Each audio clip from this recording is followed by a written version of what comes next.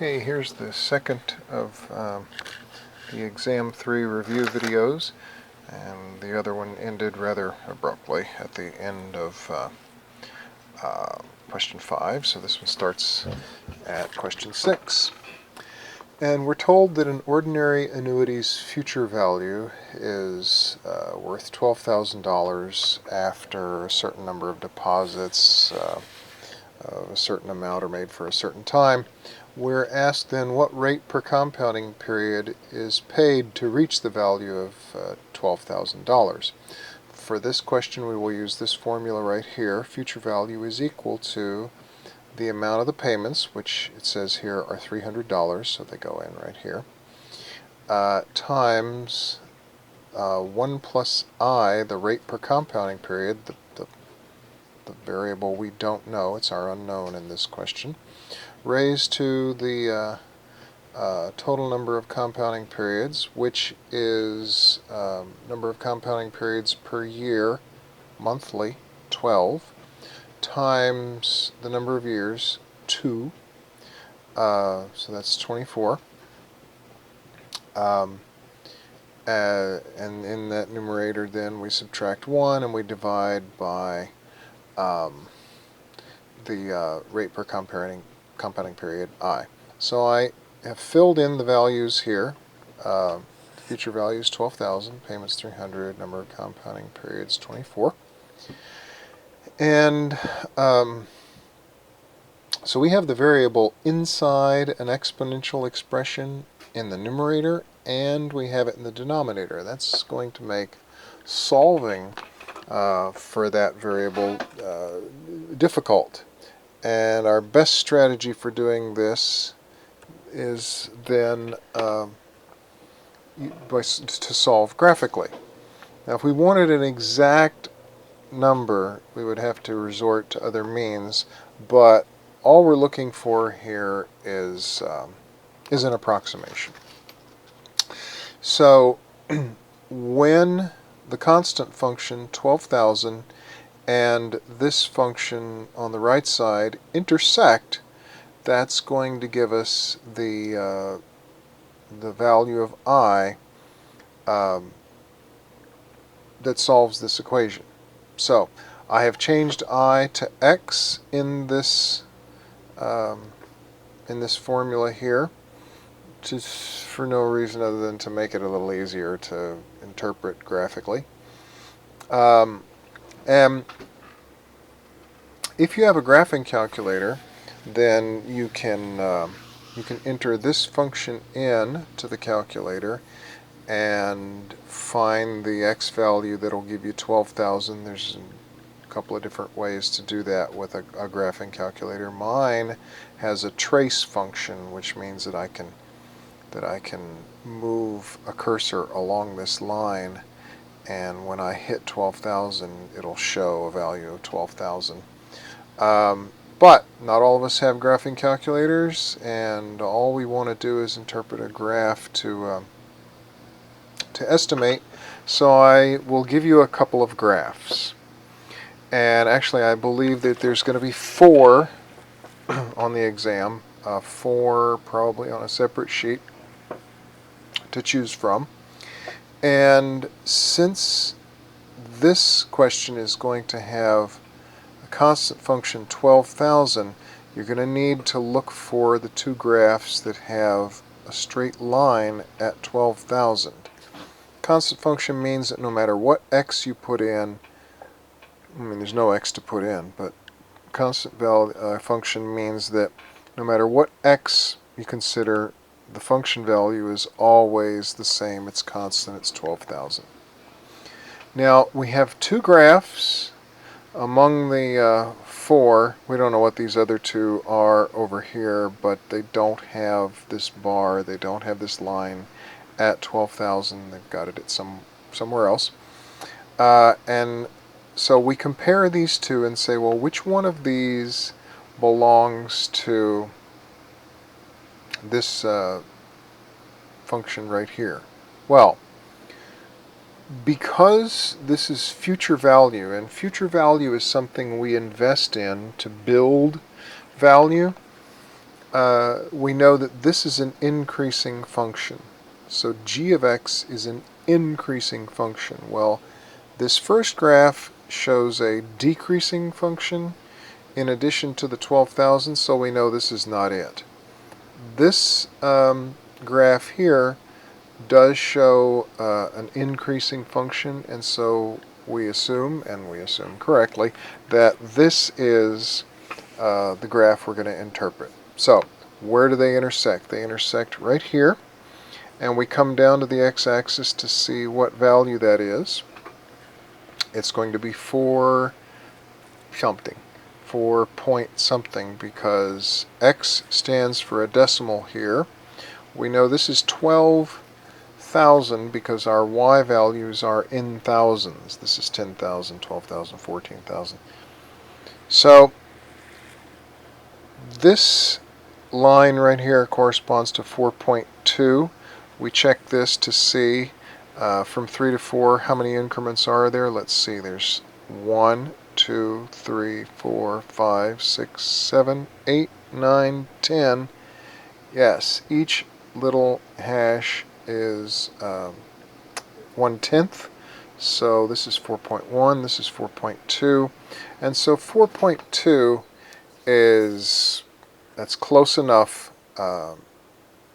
And that's a close enough estimate for this question. Our rate per compounding period then is 4.2%. Now, incidentally, another reason we know this is an increasing function is because the numerator has an exponential expression in it, and the base is greater than 1, and any exponential function with the base greater than 1 is going to increase. It's going to certainly increase faster than this little decimal right here. Even if you subtract 1 from it, because 1 is a very inconsequential value when it comes to or compared to this exponential growth.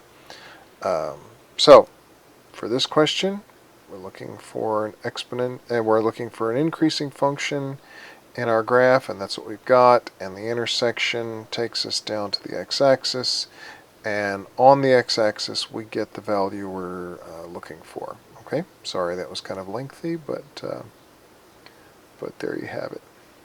Alright, now question 7 says we have an annuity that has a present value of $3,600 and an interest rate of 12% compounded monthly. How much are monthly payments going to be if they're distributed over a 4-year period? Well, we use this formula here. Payment is equal to present value times I, and our denominator is 1 minus the quantity 1 plus I raised to the negative n, n being the total number of compounding periods. Well, I fill in all of these amounts. The I don't have immediately, it's not given, but we do have a 12% interest rate, and that's the R in the R over M, and you might want to make note that you're going to need that for this question. I is equal to R over M, and M is the number of compounding periods per year. Well, it's compounded monthly, so we know that's 12. And 12% as a decimal is 0.12. 0.12 divided by 12 is equal to 0.01. So that's our I. So I fill in the present value, 3,600, here. The rate per compounding period, 0.01, here and here. And then the number of compounding periods per year, M, times the number of years, 4. And so this is negative 48, and if we run all this through the calculator correctly, then we will come up with $94.80. There's no dollar sign there, but that's but you understand that that's the answer that we're getting. Okay, now question 8 excuse me, tells us the present value of an ordinary annuity is $20,000, and we're making payments of $500, and the interest rate per compounding period is 1.75%. Now that's the interest rate per compounding period. That is the I. The I is given in this case to be 1.75%. In this question, we want to know N, the number of compounding periods. So we use this formula right here. And on the right side, I have run through the calculations, the algebraic manipulations in the abstract, in the formula, that shows how we're ending up with our N. And then on the left side, these are the amounts substituted into the formula, and running through all these calculations, we see what we end up with at the end. But present value is $20,000, so we place that here, $20,000. The payments are $500, so that's this spot right here, so we fill in 500. The rate per compounding period right here, the I, is 0.0175, so that goes here, and in the denominator here. And it's the N that we're trying to solve for, so it's a negative N. Now, we divide both sides of this equation by 500, or multiply by 1 over 500, and that makes the left side of our equation this value here, which will be 0.7. If you multiply this out and divide by 500, you'll come up with 0.7. And then on the right side, since we we didn't just divide by 500. We divided by 500 and we multiplied by 0.0175. That's the reciprocal of 500 over 0.0175. That's I over payment. So there's the I over the payment.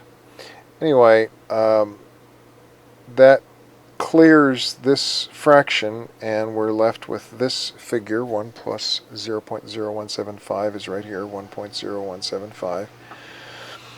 And we're going to subtract 1.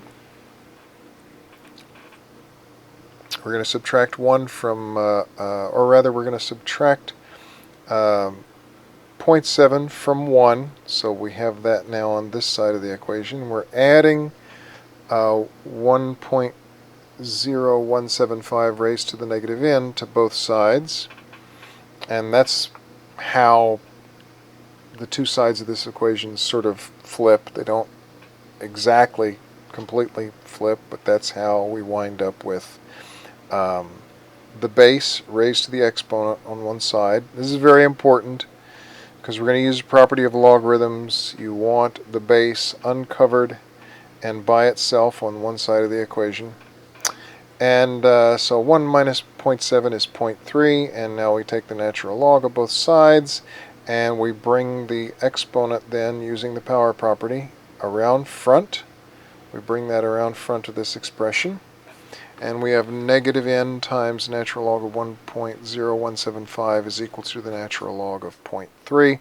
And so we divide both sides by everything that's not n, and so that's going to include the negative and the natural log of 1.0175, and so that's the figure that we have here on the right side. And when you enter that into your calculator, you will find that the number of compounding periods is 69.4. And you may want to round up to 70 because we can't have 0.4 compounding periods. So you may want to round up to 70 to answer this question. So so there you have the number of compounding periods that will accumulate $20,000 with payments of $500.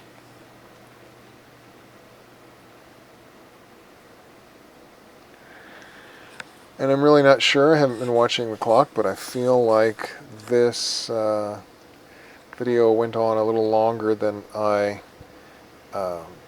expected or hoped, so I'm going to cut it off right now, and I'll cover questions 9 and 10 in the last video.